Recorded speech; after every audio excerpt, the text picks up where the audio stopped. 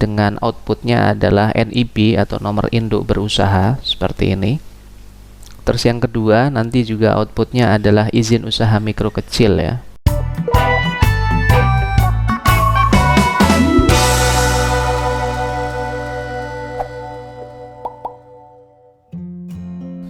Assalamualaikum warahmatullahi wabarakatuh. Selamat datang kembali di channel Hasanah Guru. Pada kesempatan kali ini saya sekedar berbagi cara bagi teman-teman yang sedang memulai usaha ataupun juga menjadi seorang entrepreneur, baik itu teman-teman guru ataupun yang lain yang sekarang masih bingung untuk mendaftarkan usaha Anda. Yang pertama, kita akan mendaftarkan usaha kita dengan outputnya adalah NIB atau nomor induk berusaha seperti ini. Terus yang kedua nanti juga outputnya adalah izin usaha mikro kecil. Nah, selanjutnya bagaimana caranya? Tentu persyaratan-persyaratan yang kita butuhkan, ada akun email kita, nomor handphone, terus identitas kita, nama usaha, alamat di mana, dan seterusnya. Oke, langsung saja kita menuju ke lokasi untuk membuat izin usaha tersebut, NIB ataupun IUMK. Kita buka browser kita. Untuk perizinan ini cukup mudah karena dengan menggunakan sistem online terintegrasi di Badan Koordinasi Penanaman Modal gitu ya. Maka kita membuka situsnya, aplikasinya adalah dengan tulis lembaga OSS. Lembaga OSS. Nah, di sini sudah ada lembaga OSS pelayanan perizinan berusaha. Kita klik saja di sini.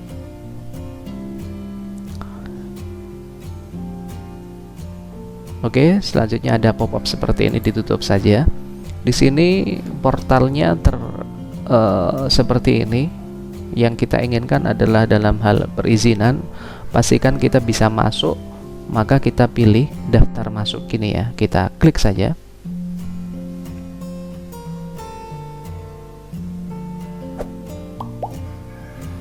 Nah, bagi teman-teman yang pengen mendaftarkan lewat lembaga OSS ini artinya secara online, ada yang mencoba dengan menggunakan Android ataupun handphone. Sebetulnya prinsipnya sama, cuman akan lebih mudah. Itu setting untuk webnya ini silahkan disetting dalam desktop ataupun bisa munculnya bukan seperti di HP, karena ada bagian mungkin yang nanti tidak terlihat dengan jelas, maka di setting tampilannya adalah desktop. Oke, lanjut. Di sini ada tampilan seperti ini. Yang kita lakukan adalah kalau kita belum memiliki akun, artinya belum daftar, maka pastikan kita mendaftar dulu. Kita klik daftar di sini. Kita klik daftar di sini. Nah, maka muncul isian yang harus kita lengkapi. Pastikan yang pertama jenis identitas, misalnya apakah KTP ataukah paspor. Misalnya saya menggunakan KTP. NIK-nya, NIK, nomor induk kependudukan, kita isi sesuai dengan NIK kita masing-masing. Jangan NIK tetangga, ntar dimarahin loh. Tuliskan saja.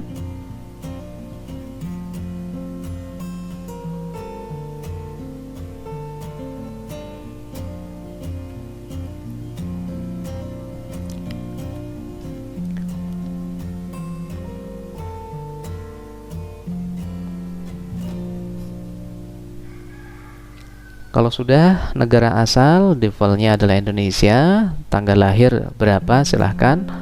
Formatnya adalah seperti ini, tanggal-tanggal atau DD, man, yan, year ini ya, tanggal bulan tahun ya. Tuliskan saja di sini.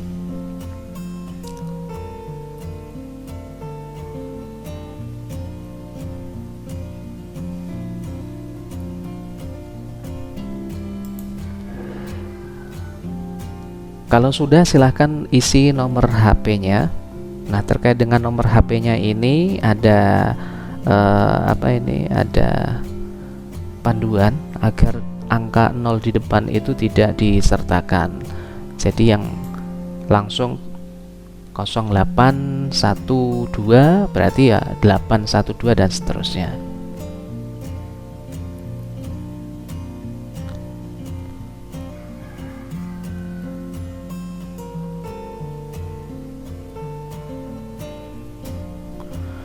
Kalau sudah, alamat email yang kita pakai apa? Pastikan alamat email ini aktif ya, artinya bisa dibuka. Jangan tidak dibuka karena di sini nanti konfirmasi untuk aktivasi akun daftar kita di lembaga OSSS ini akan dikirimkan.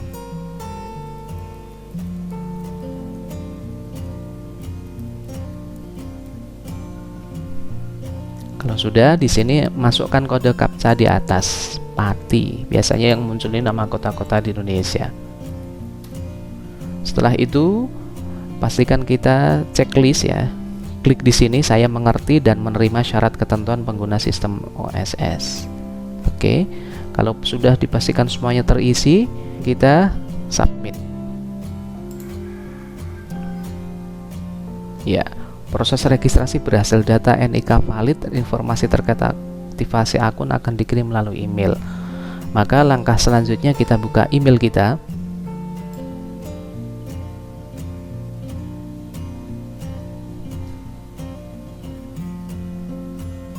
Ya teman-teman, ini sudah ada respon balasan dari sistem tentang registrasi kita. Di sini registrasi akses sistem OSS. Jadi ini untuk aktivasi, kita klik, kita buka. Nah, setelah kita buka ternyata muncul aktivasi di sini. Sudah ada username, ada identitas. Di sini ada kode aktivasi. Maka kita klik registrasi berhasil. Silahkan cek email kembali melakukan login, nanti username dan password akan diterima di email kita. Kita buka email kita lagi. Ya, sudah masuk, konfirmasinya lagi tentang aktivasi kita sudah diterima. Kita klik saja. Di sini sudah terlihat ada username passwordnya. Jadi kita masuk dengan menggunakan username dan password ini. Untuk itu, ketika kita mau masuk ini username dan password, maka sumbernya adalah dari sini. Username kita masukkan.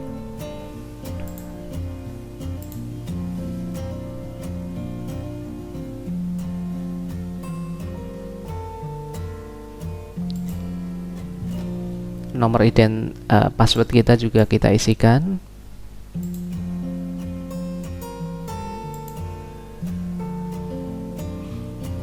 Masukkan captcha lagi, huruf besar semua ya.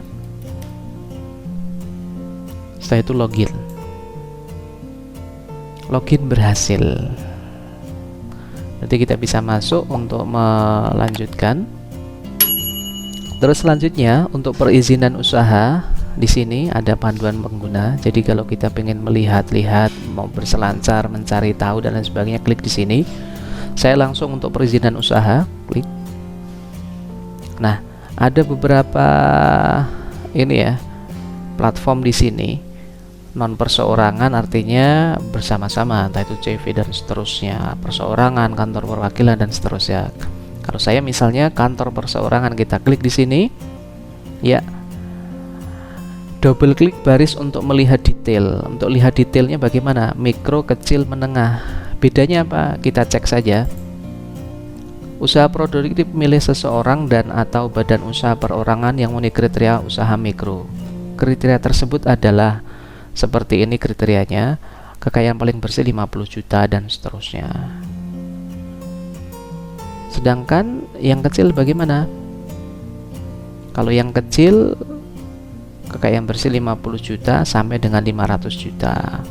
Penghasilan per tahun 300 juta sampai dengan 2.500.000.000 dan seterusnya. Begitu juga dengan menengah.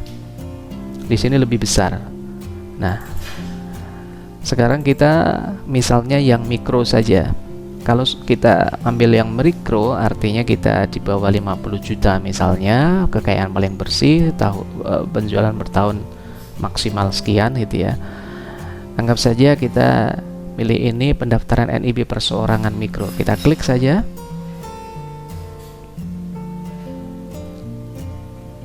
Terus selanjutnya kita pastikan di sini data yang sudah muncul itu berdasarkan data secara online dari NIK, data kependudukan kita. Terus selanjutnya telepon yang belum diisi, telepon kita 08.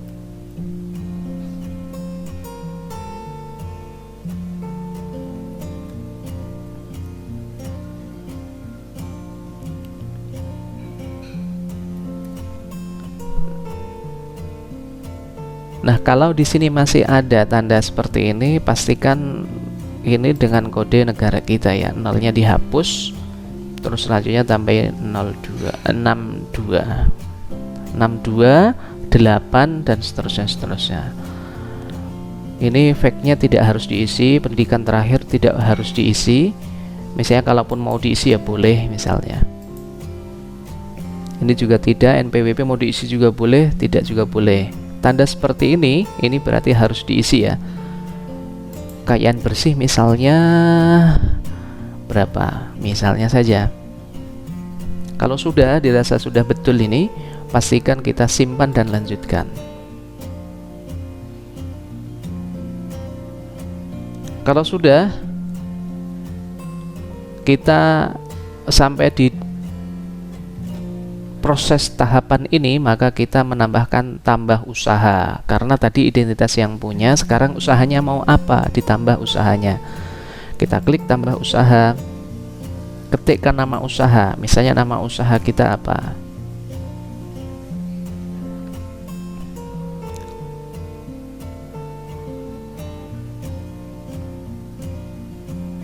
Misalnya saya membuat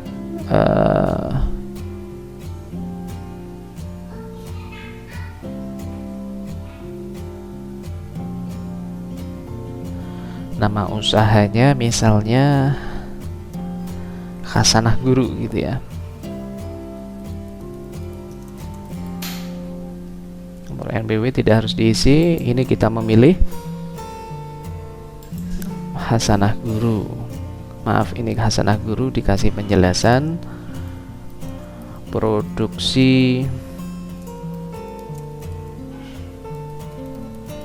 contohnya saja. Terus selanjutnya kita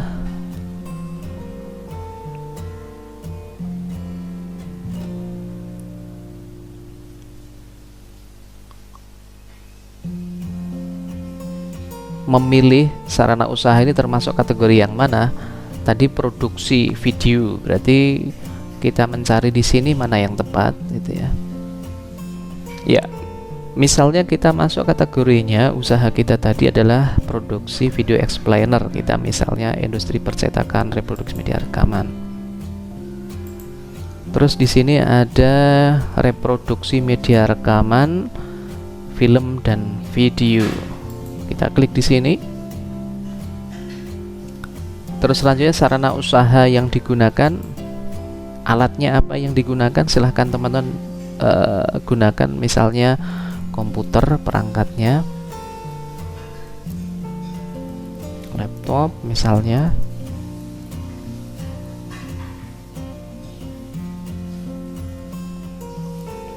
software, ada mic, ada kamera,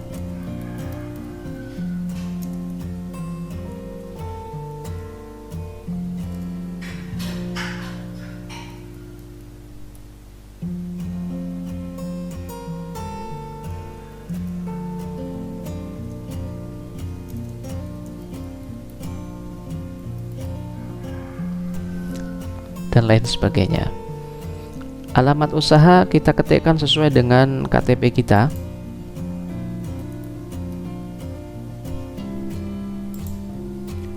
Provinsi silahkan diisi sesuai dengan kita. Kabupaten juga Bantul.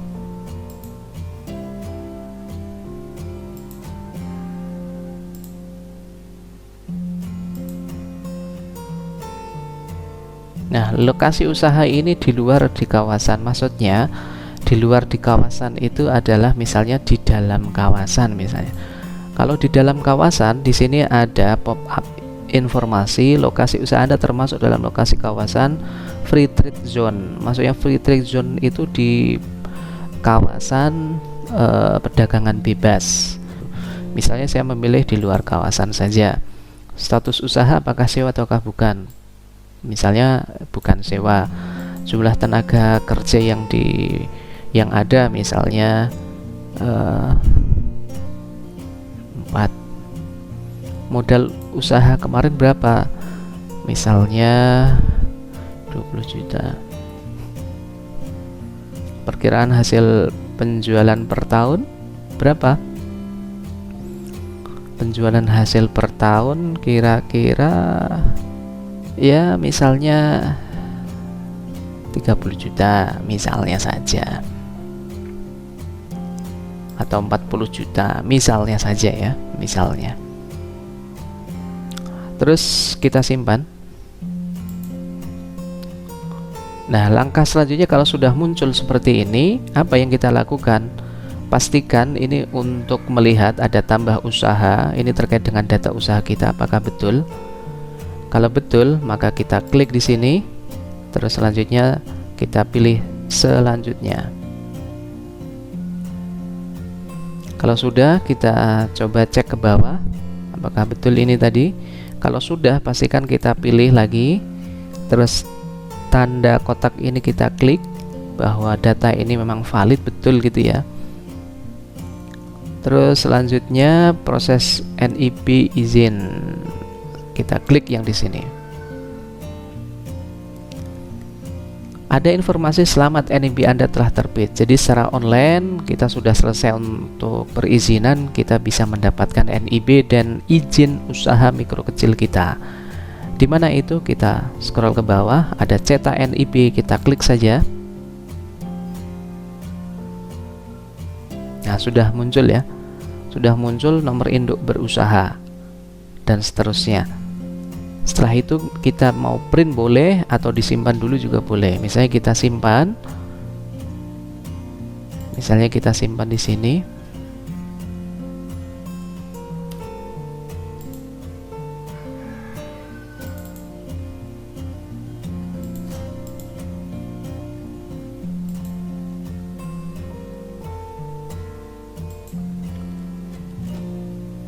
Terus yang kedua juga kita simpan lagi misalnya, atau mau di print juga boleh.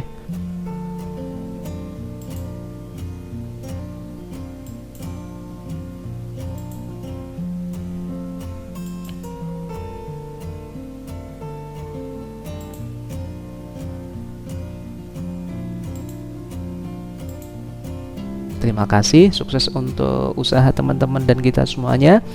Tolong untuk di subscribe, di like, dan di share kalau bermanfaat. Terima kasih.